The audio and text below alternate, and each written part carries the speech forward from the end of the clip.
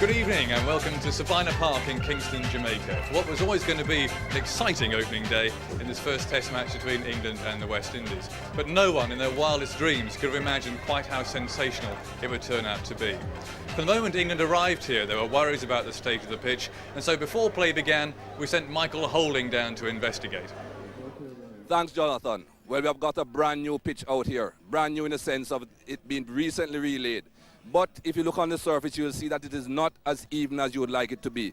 There are quite a few bare areas. This area, there was grass here, but it has been rolled into the surface.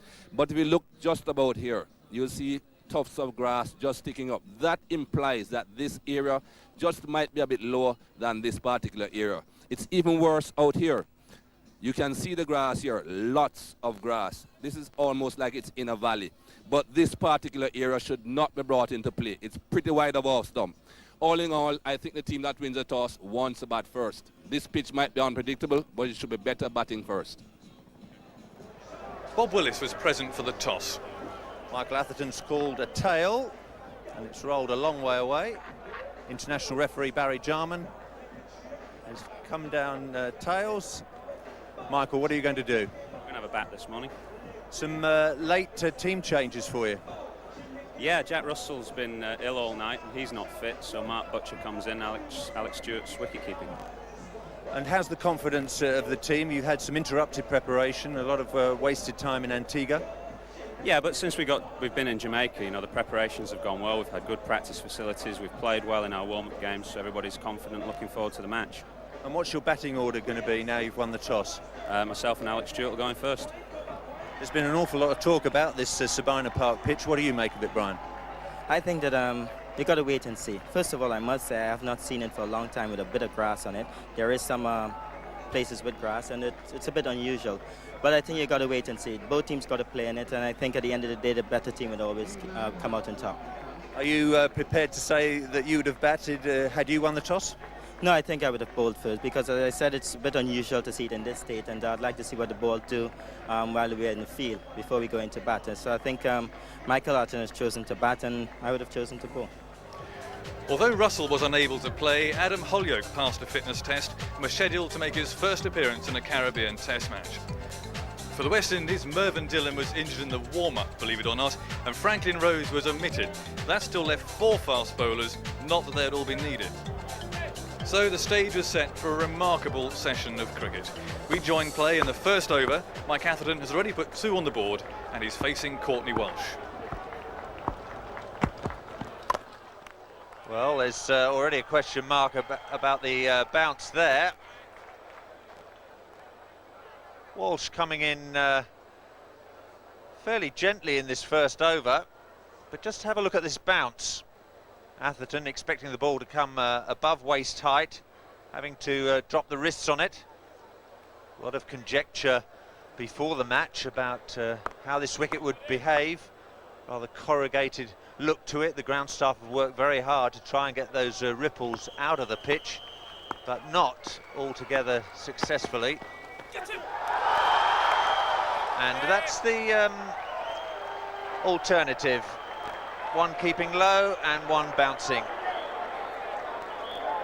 Michael Holding's alongside me. What do you make of that, Michael? Well, I think that's pretty much what people expected, Bob. People have expected this pitch to behave awkwardly, and we're getting that very early in the piece. That one really took off.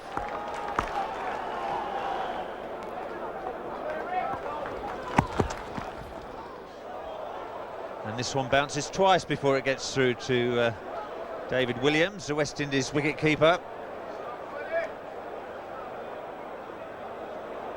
Not great news for any batsman's confidence, this.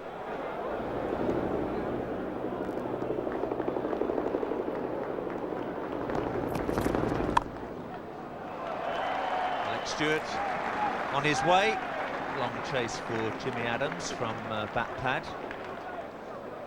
2 to Stewart and 2 to Atherton.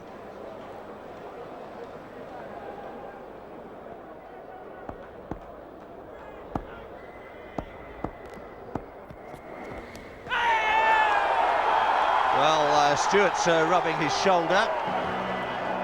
Ambrose has got quite excited, but don't think there's any question of Stewart being given out, but not what an opening batsman's looking for first up in a test match.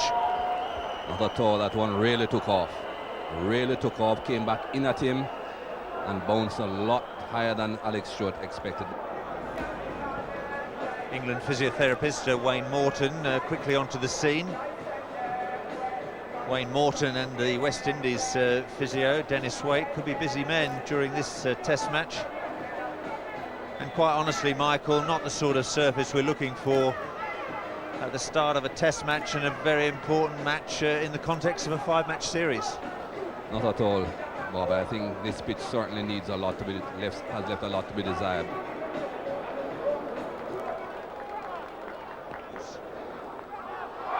And taken in the gully. Sherwin Campbell, the fielder, Atherton goes. Courtney Walsh has done the damage. That will give the West Indies side an enormous lift after their disappointments in Pakistan, but they're back on track here. They've got rid of perhaps England's most important wicket. Michael Atherton on his way, just couldn't keep that ball down, and England lose their first wicket with just 4 runs on the scoreboard. Well, this certainly will lift the West Indies, and especially Courtney Walsh. That ball, Atherton looking to try and leave it alone, and the ball just hitting the tip of the bat and carrying on the full to Sherwin Campbell. Took a good catch. It's 4 for 1. Mark Butcher, who's had no cricket at all on this tour yet. One of the risks of having just 2 matches of preparation. Played against the Australians last summer. Played in 5 of the 6 test matches against Australia.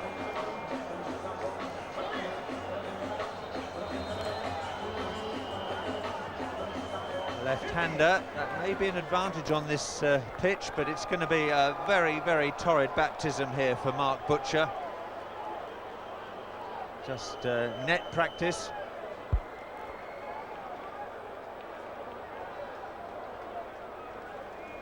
The end of Michael Atherton. Should really have left that ball, but just guiding it safely to Sherwin Campbell in the gully. Mark Butcher. Big shout. He goes. First ball, Steve Buckner gives him out. Virtually impossible to play. Mark Butcher's first bat of the tour, and it's only lasted 1 delivery. This is looking like a lethal pitch, Michael. It certainly is, Bob. Mark Butcher could do nothing about that delivery. Look at this. Reasonably good length. Just took off, wrapped him on the glove, the top glove at that, and ballooned into the slip cordon. Well, certainly the bowlers will enjoy bowling on this. I'm not too sure about the batters, but this is a bowler's paradise, but certainly not what you expect at this level of the game. Nasser Hussain in at number 4 for England. Well, Mark Butcher heard that he was playing about 40 minutes before the start of play. Tried to get himself mentally prepared for a long innings. It lasted just 1 ball. What a brute of a delivery that was. How do you play deliveries like this? Impossible. Impossible. Nasser Hussain on strike. Courtney Walsh on a hat-trick. Fires it down the leg side. What a waste. Courtney Walsh now level with Dennis Lillee in the wicket-taking greats. 355 test match wickets for Courtney Walsh. Playing in his 97th test match. Surely he'll make the century this series. He can't believe he's bowled that ball on a hat-trick.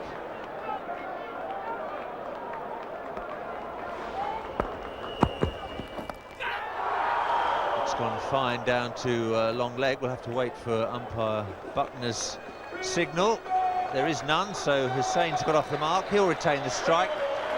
The end of Walsh's second over. He's picked up for both wickets. England registering just 5.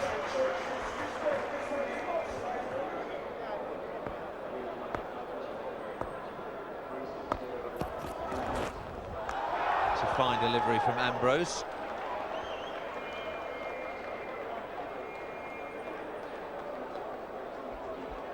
Well, this is certainly one of Curtly Ambrose's strengths.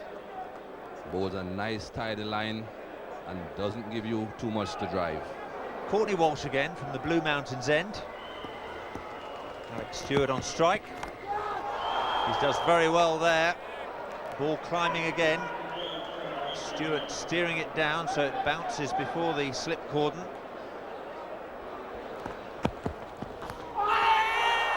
Back off the scene. There's a shout from Williams behind the stumps.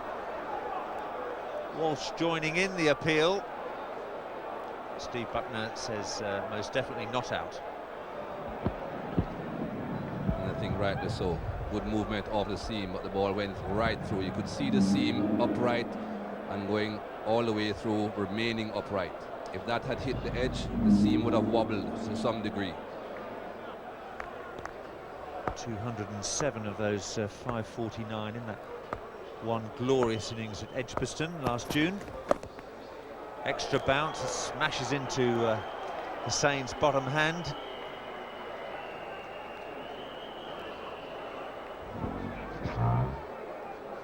Well, if you thought he was a bit reluctant to play forward before, well, after that delivery, he'll be even more reluctant. That's hurt Hussein a lot. John Embry will well remember England's skipper Graham Gooch sustaining a broken finger at the vital stage of an England tour out here.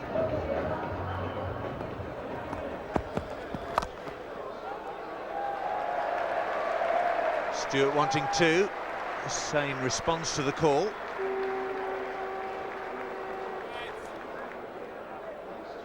There's some pretty tedious cricket in the Caribbean last winter, with some very flat, slow and low pitches.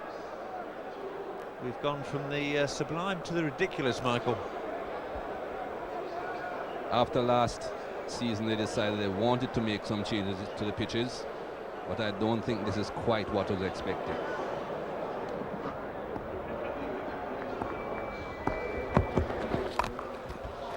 Stewart going for the pull shot. There'll be two more here. Like gold dust, these runs for England.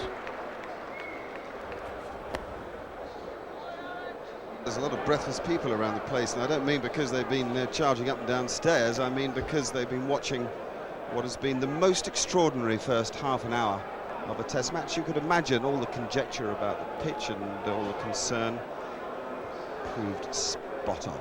It's poor and incredibly difficult to bat on, and all of that is exaggerated by the enormous height of these two West Indian fast bowlers, their great experience as well. Oh, well done, Carl Hooper.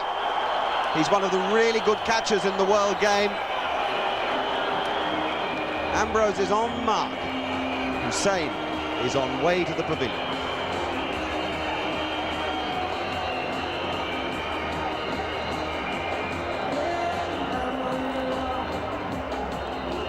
Well, this is a fine catch. Very low.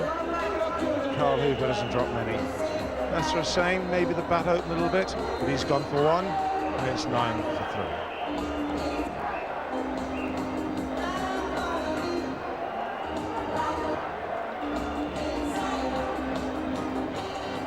You're in a terrible state of mind out there. You're playing on a wicket that's really is substandard. There's no other word for it.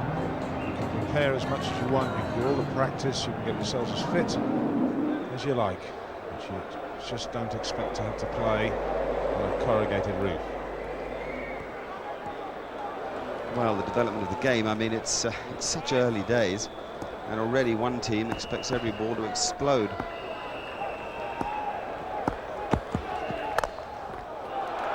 Nicely done from Stewart. He didn't quite get it, but this is a fast outfield. Chase from Chanderpaul, and an effective one as well.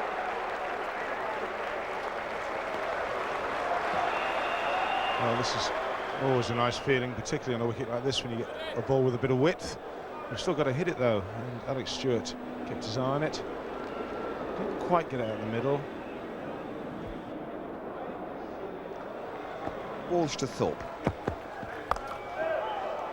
Now, Graham Thorpe was bowled out by a ball that kept very low in the corresponding match 4 years ago in the second innings.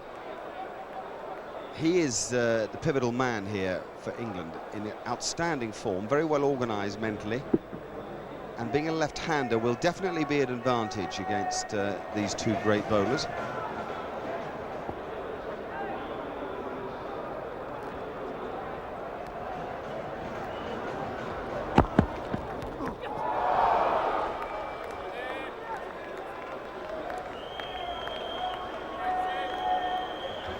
Sure that was quite there for Graham Thorpe to pull. He's playing a sort of whip shot with it, but that's hit him on the wrist, and I reckon that will be a little bit sore. For the fourth time we say good morning to Wayne Morton, the England physio, who's going to have to keep busy and will be relieved he's as fit as he is. Jog after jog to the middle to treat players. Up in the George Headley stand, Mark Ramprakash has decided to take a higher view of things. The dressing rooms here are down at ground level. Ramprakash, who hasn't yet played in the first-class match on the tour. I wonder if the way to come to the crease now, I mean, there's just a tendency, isn't there, to think only of survival when you see the ball misbehaving like this. Should the England players be thinking much more of attack than they would normally? And I think you've got to take advantage of any bad balls you get on a wicket like this, and I think anything over pitched you certainly launch into, and anything with width you'd be looking to attack. Well played. That is very, very well played. That's caused him great pain. He's in trouble here, Stuart. He got a bad blow on the shoulder right at the top of the programme, and he's had a stinker of a blow to that left hand. Wayne Morton, no, we made a joke of it a minute ago, but he's on his way out again, and Jimmy Adams is concerned too for Alex Stewart. Jeepers, that was another horrific delivery.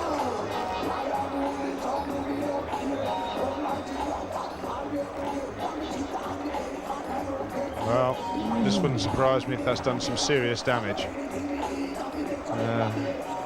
You have to feel sorry for the England boys. You can do all the preparation in the world, and there's nothing you can do about playing on something like this. Well, I just think that you've got to use a bit of common sense here. This is meant to be an even contest, Test cricket.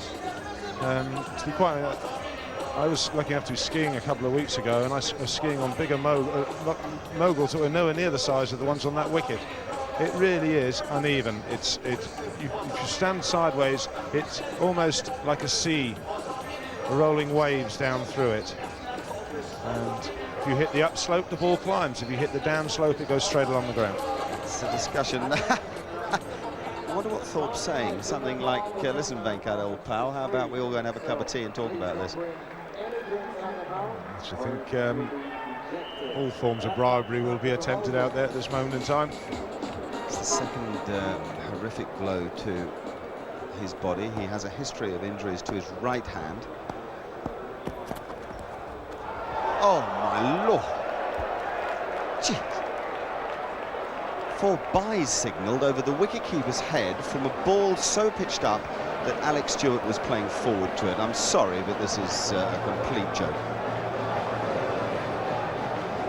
Well, a little bit of conversation there between the two batsmen, Curtly Ambrose, and I think even Curtly Ambrose is starting to wonder what he's meant to do on a wicket like this.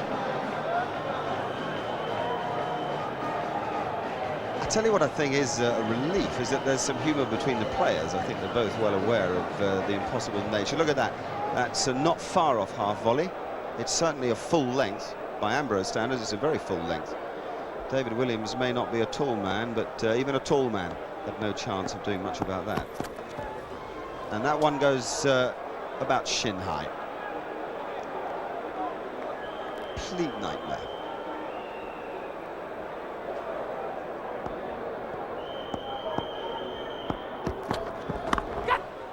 Played again, and more pain. It's an endless catalogue of mishaps and agony. It's 17-3. I think they all feel, Ian, that this isn't a proper game. No, and also the other thing is no bowler wants to seriously injure a batsman.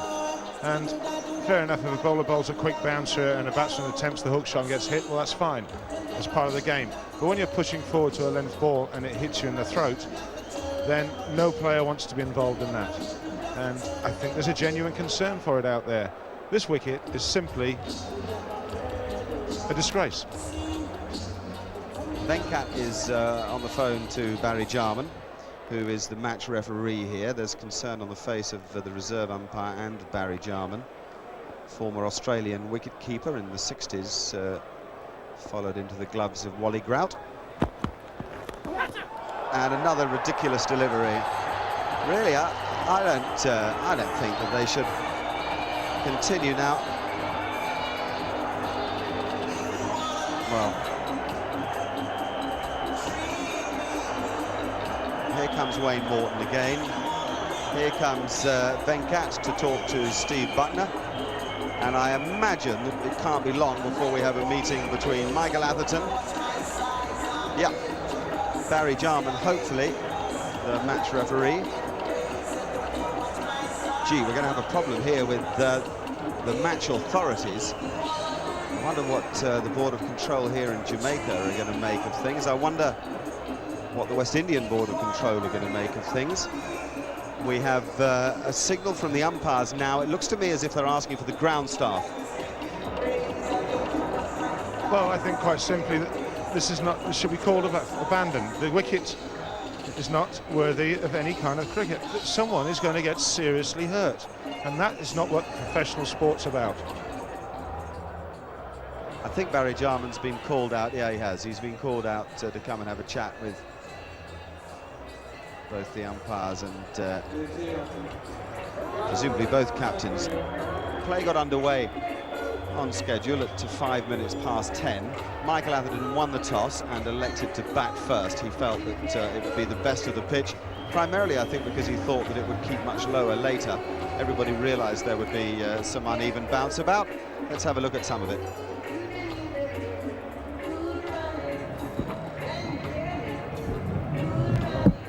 Eric Stewart taking a severe blow there. The very third ball of the morning went flying past Mike Atherton's shoulder, so we had an idea what was coming. And you can see this is bouncing from just short of a length. And then you get one that doesn't bounce at all. Oh, we haven't seen... That was in the first over bowl by Ambrose, and it slammed into the shoulder of Alex Stewart. That's the end of Michael Atherton, caught in the gully by Sherwin Campbell.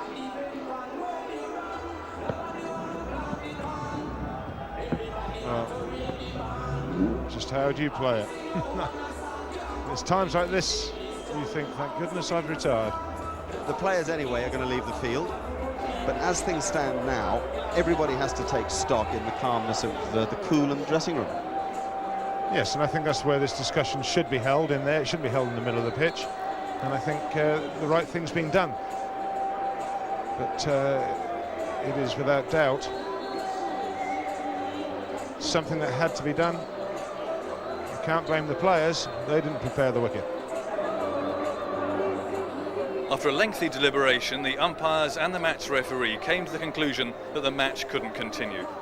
For the record, this is how the hour's play finished. England 17 for 3, and unfortunately for Atherton, Butcher and Hussain, their test averages will suffer, while Courtney Walsh now equals Dennis Lilly's 355 test wickets. For the first time in cricket history, a test match had been abandoned on the first day because of a dangerous pitch. Afternoon, gentlemen. I'm Pat Rousseau, the president of the West Indies Cricket Board. I want to make a brief statement on the match today and to say that we at the West Indies Cricket Board deeply regret the abandonment of the test match today and the inconvenience it has caused to all of them, all the people present. The umpires have taken the decision that the pitch is unfit and dangerous to the players, and therefore have decided to abandon the match. It is their decision under the rules.